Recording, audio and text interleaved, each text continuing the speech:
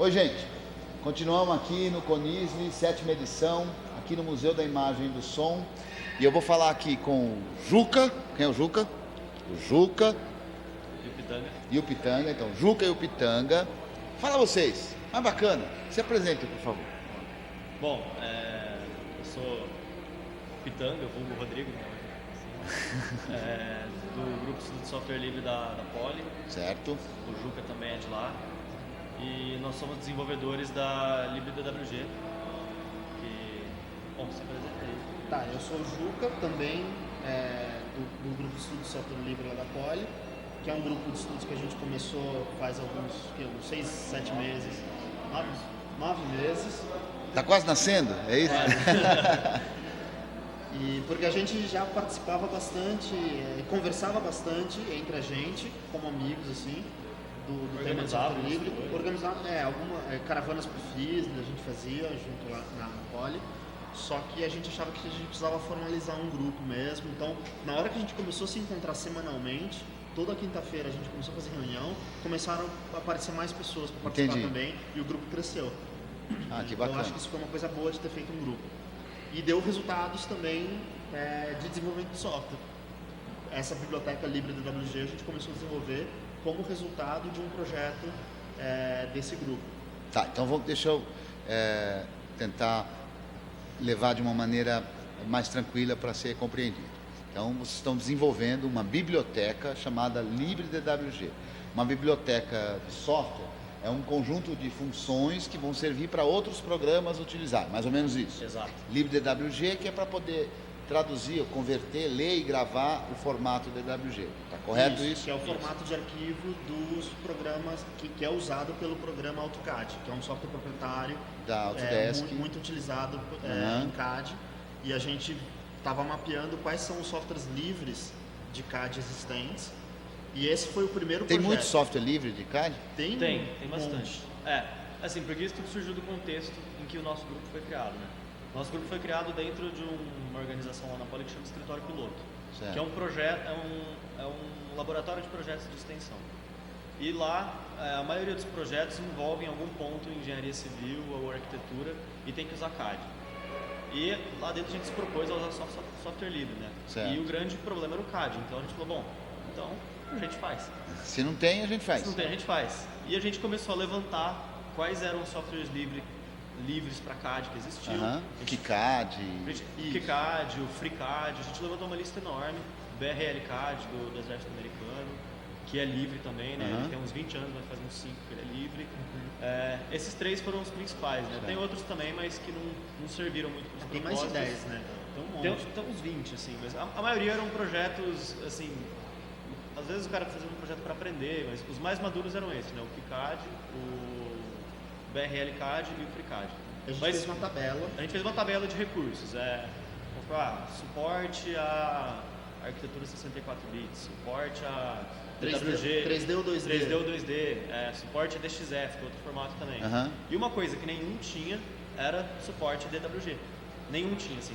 Tinha muitas coisas que quase nenhum tinha e só um tinha, enfim. O mais comum era importar arquivo DXF ou gravar arquivo DXF. Esses principais, esses 3 principais, eles tinham DXF, mas nenhum tinha DWG. E a gente já sabia que o DWG era o formato do AutoCAD, então a gente foi investigar, né? Mas tem software livre para isso? Não tem? Aí a gente descobriu uma coisa que chama OpenDWG, Open entre aspas, porque no final das contas a gente descobriu que não era aberto, não era livre. Eles distribuem software proprietário. Que é o seguinte, os concorrentes do AutoCAD fizeram uma aliança para fazer engenharia reversa do formato DWG, que inclusive a Autodesk não revelava. O resultado é isso, né? Ele mata a cobra e mostra a documentação. E eles fizeram essa documentação aí, é o resultado do trabalho deles. Entendi. Além disso, eles fizeram uma biblioteca. Isso está disponível, está no site. Isso está disponível. Está disponível. Qual é o endereço do site? Esse aqui? É isso, pode então falar. Eu vou colocar aqui que é o www.opendesign.com. Exato. Só que tem um problema aqui. Diga. Esse documento de 180 páginas, ele é uma descrição de como as informações são armazenadas dentro do arquivo do WG. Certo. que antes era algo secreto, continua sendo secreto, mas alguém fuçou lá, os concorrentes da Autodesk fuçaram lá e conseguiram descobrir mais ou menos como funciona e documentaram. Isso aqui é uma descrição parcial de como funciona o armazenamento das informações dos desenhos que você faz no CAD dentro do arquivo. Ok. E essa informação é necessária para você poder desenvolver um software que também tenha suporte Que efetivamente vai manipular. para manipular esses arquivos. Assim, se não tiver claro como que é o processo de engenharia reversa, né? Nós não fizemos isso, foram eles que fizeram, os concorrentes, mas é um processo bem custoso, bem chato, repetitivo, né? Imagino. Porque você faz um arquivo e vê o que ele gera, né? Porque ele gera só número, né? Não é como a maioria dos formatos abertos, que se você abre o arquivo lá, mesmo se é um programa específico, você consegue entender alguma coisa, não tudo, mas alguma coisa. DWG não, é tudo número, né? Então os caras mudavam uma coisinha, via o que mudava, mudava uma coisinha e via de novo. Então é um processo muito chato e a gente não teria perna para fazer isso, né? Ainda bem que eles tinham feito. Bom, em cima desse resultado que eles tiveram, que não é completo, eles não conseguiram decifrar tudo. Pelo menos essa versão que está publicada, tem muita coisa assim que ainda está desconhecida. Tem uns trechos que ele diz, não sei. E aí eles fizeram uma biblioteca com base nessa documentação abrir os arquivos. Só que é uma biblioteca proprietária. Gratuita, porém proprietária. Na verdade, nem gratuita é mais. Foi gratuito por um bom tempo e agora não é mais. E nesse bom tempo que ela foi gratuita, vários softwares livres usaram essa biblioteca. Né? Até, se eu não me engano... É por isso que é fundamental saber a diferença do gratuito e do livre. Do livre, exato. Quer dizer, eles poderiam, eles incluíram isso nos seus softwares, não podiam distribuir, porque a licença dessa biblioteca, apesar de gratuita, não permitia distribuir. E eles também não podiam modificar. Se eles encontrassem um bug, não poderiam mexer. Mas vários softwares livres usaram essa biblioteca. Só que chegou um momento em que eles começaram a cobrar, mesmo e só permitiam cópia para uso acadêmico, restringiram muito o acesso, né? Então, ou seja, livres ficaram os projetos dos softwares livres não poderiam usar mais essas bibliotecas. Exato. Aí que entrou Então, aí entrou, aí a gente nisso de procurar, a gente descobriu a libDWG, não é a LibreDWG, né? Que por sua vez era uma biblioteca livre que fazia exatamente isso que a proprietária fazia. Ele pegou esse documento, é um brasileiro, Felipe Castro, ele pegou esse documento e começou a escrever uma biblioteca livre para fazer o que aquela biblioteca proprietária fazia, mas com software livre e código-fonte disponível. Correto. Começou a fazer essa biblioteca, só que ele não fez tudo. Ele fez 20% do que está escrito aqui. Só que tem um detalhe. E tem um detalhe. A biblioteca dele era escrita em Esperanto. A linguagem de programação era C, mas as variáveis, os comentários, a documentação, tudo em Esperanto. Eu não tenho nada contra Esperanto, mas eu só não acho que seja a forma mais prática de desenvolver software livre. Porque o cara, esse Felipe Castro, ele é um esperantista, ele fala sobre Entendi. O objetivo principal dele não era o software livre, o objetivo dele era o Esperanto. E ele pensou, uma maneira inteligente de eu divulgar o Esperanto é escrever um software que outras pessoas se não existe, interessassem. né? Ele pensou, vou pegar uma coisa que é crítica e que não existe e vou escrever em Esperanto. E esse era... Então vocês tiveram que aprender Esperanto. Um pouquinho, sim. De certa maneira ele atingiu o objetivo dele, exato. porque a gente teve que aprender um pouquinho de Esperanto para traduzir. E ele continua fazendo parte do desenvolvimento? Não, inicialmente a gente nem contactou ele. A gente falou, o cara não vai abrir mão de Esperanto de jeito nenhum. E é software livre, então vamos pegar. E a gente fez o fork. Então a gente fez a LibreDWG, que é um fork da LibDWG. E a gente começou a traduzir para o inglês o código e continuamos o desenvolvimento. Então agora a gente tem praticamente 100% das rotinas de leitura do DWG implementadas na nossa biblioteca. Não estão ainda devidamente testados e nem estão sendo usados por alguma aplicação ainda. Mas já está implementado pelo menos, né? Entendi. E em inglês. E ele continuou um pouco o desenvolvimento por um tempo, mas eu acho que ele abriu mão já. A gente conversou com ele por e-mail faz pouco tempo e ele falou, fico feliz que vocês continuaram. Espero que ele consiga chegar ao blog e quem sabe ele se manifesta aí, pode né? Ser, Fala aí ser. pra nós. Enfim, vamos trabalhar junto. Sim. Não, a gente convidou ele para trabalhar com a gente e falou, olha, do Esperanto eu não abro mão. Fico feliz que o meu software rendeu frutos, que vocês aprenderam um pouquinho de Esperanto. Porque ele é um defensor do software livre também. E ele falou, mas agora eu tô meio sem tempo também, mesmo para LibDWG. Eu imagino que como bom esperantista, ele vai escrever um novo software livre Também em Esperanto para fazer mais um ou para dois. fazer mais dois aprenderem. malucos aprenderem. Tá, mas agora, muito bem, vocês estão desenvolvendo a biblioteca, ela está em torno de 80%, 90% que você falou, não foi? Qual é o próximo passo para que todo mundo possa ter um software livre que seja capaz de trocar informações, ler e gravar, com outros indivíduos que eventualmente usem um software privativo, como o AutoCAD, da Autodesk, e consigam trocar arquivos, ler os arquivos, enfim, importar? Tá. Como é que são os próximos passos Agora, para o isso? próximo passo não depende diretamente da gente, pode até depender, mas se a gente tomar outro papel, né? Porque a gente escreveu a biblioteca, né? A funcionalidade está lá disponível para outros programas CAD livres usarem a nossa biblioteca.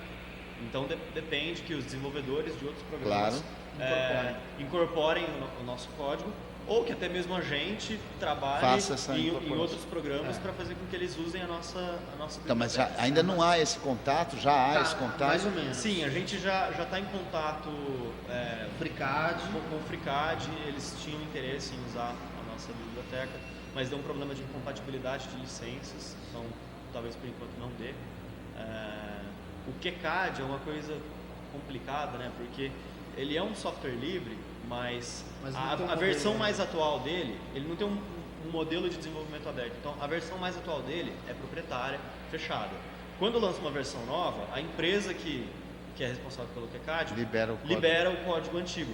Então, quer dizer, Software velho sempre. é software velho, e se a gente, por exemplo, fizer um fork, a próxima versão vai ser difícil juntar isso. De certa forma, E também a isso licença é incompatível. de Isso qualquer maneira. desestimula, esse modelo usado pelo QCAD de desenvolvimento, desestimula a participação da comunidade, porque Claro. a empresa que faz o QCAD, eu imagino, não sei qual que é a prática deles, mas eu imagino que eles se neguem a receber contribuições da comunidade, porque uma vez que alguém da comunidade contribuiu o código para eles, o direito autoral passa a ser misto, não só deles, mas também uma parte do direito autoral é da comunidade. E com isso, eles não poderiam mais fazer esse modelo de lançar a versão proprietária antes, porque a licença é GPL versão 2. Entendi. Então, acho que por causa disso, provavelmente eles não aceitam contribuições da comunidade. O problema é o modelo de negócio, né? Bom, então vamos a outros, né? Outros, inclusive, um pouco antes da gente começar aqui, eu descobri um software que chama Grass. Ele é um SIG, é software para georreferenciamento.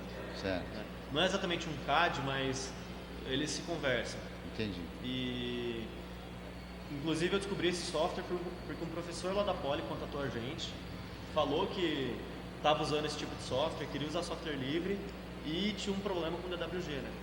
Então a gente descobriu que o Grass usa aquela biblioteca proprietária, OpenDWG, Então ficaria bastante... e tem problemas com isso. Entendi. Por exemplo, a versão que eles distribuem compilada não pode ter, não pode incorporar a OpenDWG, porque eles não poderiam distribuir. Claro. Então a versão que eles distribuem no site, para os usuários em geral, os usuários digamos, Não tem comuns suporte. usarem, não tem suporte. Entendi. Você que Então, tem que compilar o seu, é isso? você tem que compilar o seu. E é uma coisa que dá trabalho. Você tem que ir lá, você tem que não é para o usuário, Não- efetivamente o usuário de CAD não que é vai para o fazer. usuário final, assim, porque você tem que comprar a biblioteca proprietária, Aham. aí você tem que compilar e dá trabalho. Claro, claro. Né?